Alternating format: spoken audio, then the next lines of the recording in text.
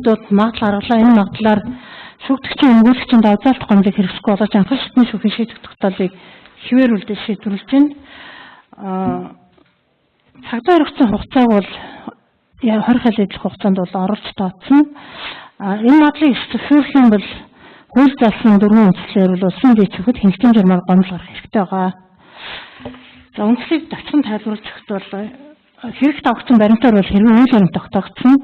Шүүгдэгч үндсэндээ 5 дахь удаа согтуугаар тээврийн хэрэгсэл жалаацсан үйл баримт байна. Өмнө нь бол зөвчлөөр нэг ерөнхий шийдэх тогтоолоор 2 удаа яар шийдүүлсэн. Үндсэндээ 3 дахь 4 дахь асуудал нь ингээд шүүгээр орж ирж байна.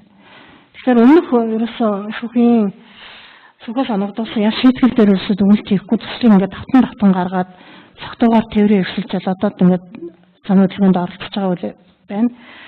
Тийм учраас бол анхан шатны шүүхээс оногдуулсан ял нь бол шүүгдэгчийн гэмт хэрэг үйлчлэн нөхцөл байдал гэн бүрийн хийрийн хэмжээнд бол тохирсон уян байдалд тохирсон байна гэж үзээд ял шийдвэрийг хөнгөрүүлэхийг хүссэн онцлог бол хүлээж авахгүй гэж үзлээ.